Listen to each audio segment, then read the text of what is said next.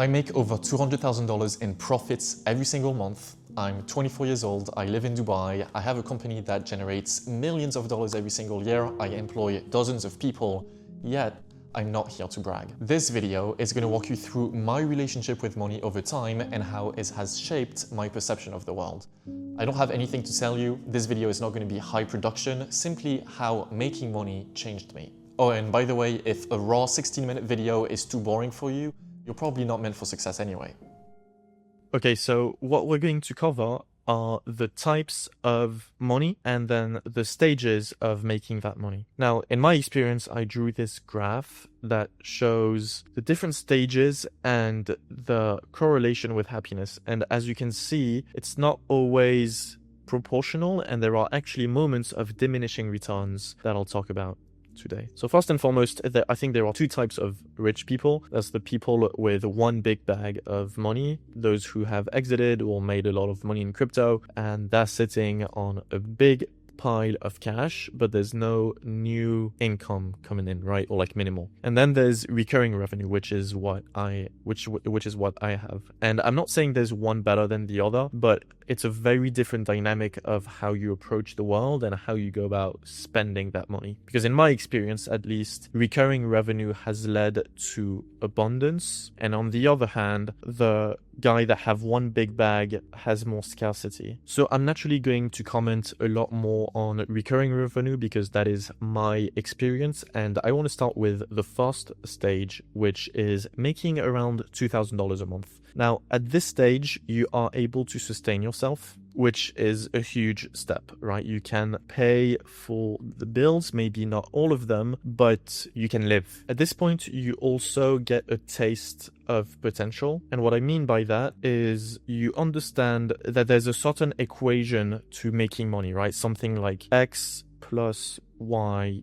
equals money. And so you're probably missing one of these steps here. At least understand that you need to do more of X or more of Y to get more money. At this point, you also have a lot of time, which is underrated, and you need to be somewhat frugal because you're not rich just yet. Now, when you make 5K a month, it gets interesting because at this stage, you usually have a skill which boosts your confidence as you know you're able to monetize, and you're also at 5K a month able to somewhat treat yourself. Now, in my case, and in terms of relationship with money, what's interesting is that at this stage, my ego went crazy. I thought I was the king of the world, and I was super loud, telling everyone how much I made, what I was doing, trying to be in the spotlight and get attention, right? Because when you make 5K a month, you're able to start to treat yourself, like I said, like going to restaurants, you can buy yourself new technology and things of that nature, and you think you're the big shot at 5K a month. Right? At 10K a month, this is when things get really interesting. And I vividly remember that it was at this stage I had to take one of the hardest decisions of my life, which was, in my case, going lifestyle, which is originally what I signed up for. I started business originally so that I could travel and be free and go on adventures and so on. And at 10K a month, you can. You know, all the doors are pretty much open. You have time. You're not working that hard. You are making enough to travel. And yeah, just generally speaking, your work-life balance is really good. Like the amount of input versus output is good. At the same time, you know that if you go more into the lifestyle, you're going to work less, you're going to be more complacent, and you're going to lose the momentum that you have built up until now to get to this 10K a month, right? And so the conflict is whether you want to do that and you're okay with that because originally you just wanted the lifestyle, or do you want to fulfill your potential and go to the next stage? And in my case, this was building, a real company, not just a lifestyle business, but building a company with a team and doing something a bit more legit. You can get to this stage with very much like online gig. It's not that serious. Or you go legit. And the advantage here is that you'll make more money, but there's a lot of sacrifice to get there. Your time, your stress level, and all of these other things. Making 10K a month, in my opinion, is one of the biggest tests of character because you decide whether this is enough or if there is never enough. And I'm not sure to this day that I made the right decision. And I think you should really contemplate what you should do in this stage, because if you decide to go for the lifestyle, good for you. If you decide to go the exceptional route and legitimizing things, there's a lot of pros and cons to consider, which we're going to explore now. So the next stage is getting to 50K a month. And there's a lot that happens between going from $10,000 to $50,000 a month. First of all, generally speaking, your lifestyle goes down because you are suddenly going from being what is a one-man show or just an online gig to having to build a team or systems and learning leadership and these other things, right? So it takes a lot to legitimize a business. That's what I'm trying to say. And it takes a lot of time, a lot of energy, and so on. Now, what usually happens also is that at this stage, you are the top 1% locally. And what I mean by that is if you haven't already changed your environment and moved to a place with a lot more success, you are probably the highest earner in your social group. So out of your friends, out of your family, etc., at 10 to 50K a month, you're probably the top dog anywhere you walk in, right? Which is fine, but again, this plays with your ego and you think you're the big deal and so on. Now, what's also interesting about the lifestyle here is because at this point, you are not so rich that you can move to a mega mansion and buy a Lamborghini and so on. Your lifestyle remains relatively normal, but it's strange because you're making more money than you spend. And at the same time, you're not getting the same amount of rewards as you used to. Right? Like the incremental change between going from 40K a month to 50K a month is drastically different than going from 0 to 10K a month. And so you ask yourself, why am I working so much if I'm not getting as much reward back, right? Is this all worth it? And so there's a lot of internal conflict that you have to go through. And if you're living a relatively normal life, you might not feel like you need more money. And so why work harder? So for me, what has actually helped me is inflating my lifestyle. So forcefully inflating how much I spent per month personally, because then I was forced to make more money. If I wanted to keep up with this lifestyle that I put myself in, I need to make more money, otherwise I'm going to crash. And so suddenly this was a new source of motivation, and it allows you to keep on pushing. And this is good, but also I would say by far getting from 10 to 50K a month is the hardest section of the career that I've experienced, because again, like the returns that you're getting are not so obvious. You have to work so much. You're isolated because no one around you is making as much money, and it's hard.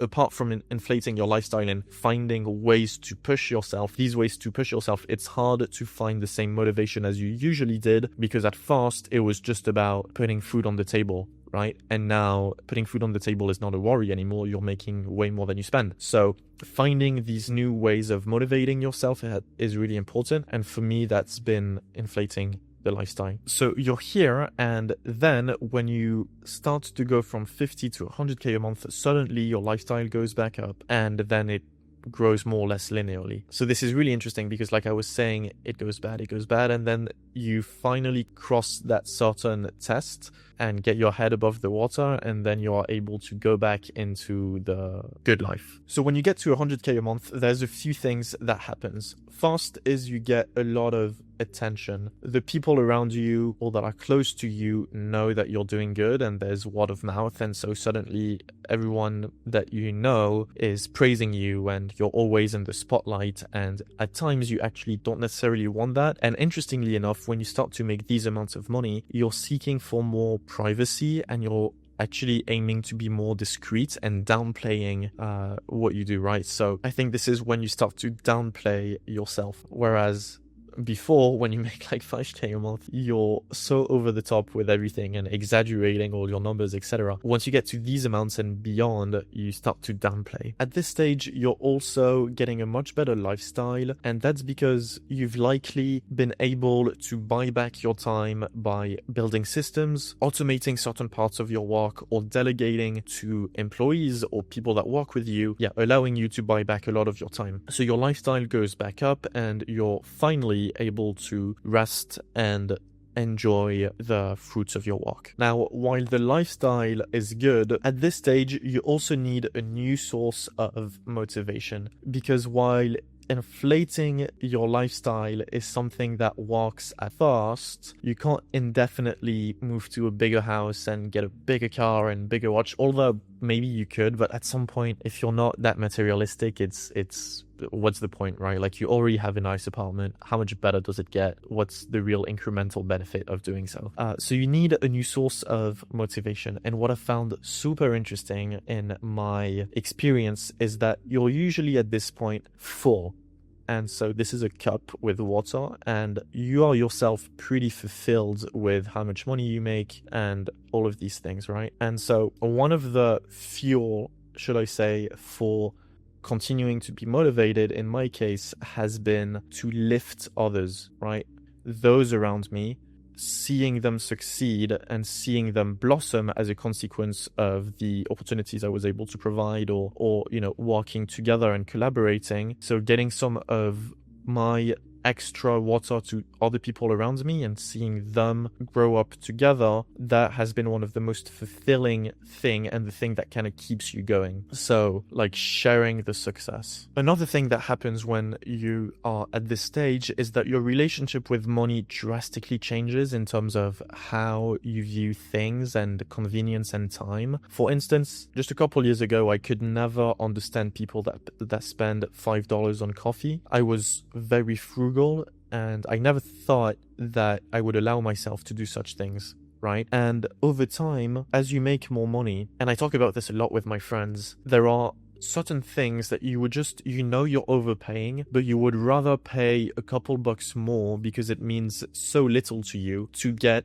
the small convenience of X, Y, and Z. So for example, parking your car at a valet instead of the parking, like public parking that might be just around the corner. The convenience of just leaving your car in front of the place and picking it up and not having to walk like an extra 3 minutes. Although it seems completely stupid, me and my friends often pay $50 or $100 every time we do that to the valet, which is absurd, right? This is because for us, when you get to this amount of money, anything under $100 doesn't really mean anything. We're never going to see it in our bank accounts. Like, you don't look at your bank account and look at how many you don't look at the hundreds, like the 3 digits before the dot, right? Like, you look in the tens of thousands, in the hundreds of thousands, if not in the millions. Like, the hundreds don't really matter. Yeah, you don't need to compute it. And so me and my friends have been willing to overpay on so many things that are completely dumb, but because we are all people that are constantly getting attention, and people are constantly trying to grab us in different ways, because, you know, obviously, like, people always want things from you and so on. So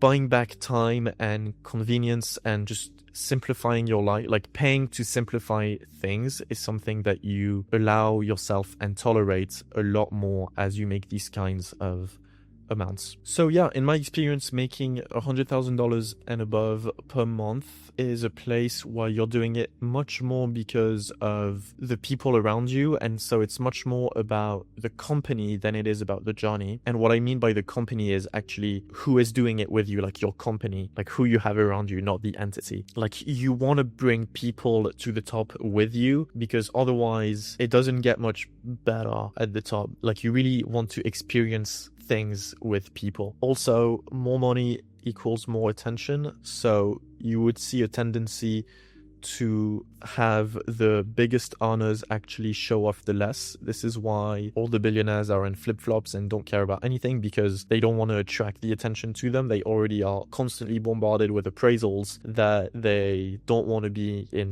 the spotlight when they don't have to. Another thing is very cliche, but show me your friends, I'll show you your future. You have to change your environment and allow yourself to be in the discomfort of being the smallest person in the room and climb that ladder again. And it's an infinite game. It never really stops. There's always someone that makes more money and always like a next stage to get up to, but that's playing the game, right? And last but not least, I think you have to know what you're in it for, because I still to this day, I'm not entirely sure that I should have built the company that I did. I'm happy that I ended up here, but in retrospect, I would probably advise people including myself, to enjoy a bit more the 5 to 10k a month range and live a bit more in the moment and not grow up so fast. Just because afterwards it's really hard. Once you get a taste of what's next, it's really hard to go back down. And again, I know that I was some of the happiest when I was at 5 to 10k a month. So don't let social media or society tell you what you should aim for. Really be clear with your values and know that this is a battle against yourself. At the end of the day, you shouldn't compare your journey to mine. And I mean, it sounds cliche, but you're like capable of it all. It's just your ability to put your mind to it and dictate your brain to do what needs to be done in order to get there. Especially when you get started, and this is the final thing I'll leave on. When you get started, say this is your goal, whatever it is, right? And this is you. At first, to get to the goal, at first, it doesn't really matter what you do or which direction you go in, if it's this or this or this. Because regardless of whether you're making the perfect move or not, doing something and taking action takes you closer to your goal. In either of these cases, there's obviously one that's more efficient than the other, but in either of these cases, you're now further than where you originally were and closer to your goal. I think at the beginning, it's very important to just take action, realize what you like, and it's okay if you go in circles. It's okay if you don't take the right direction. I've done so many mistakes and I've gone, you know, like this and then like this and boom, boom, boom. And it's okay, right? But it's a continuous learning process. And as long as you keep taking steps in the right direction, eventually you get there.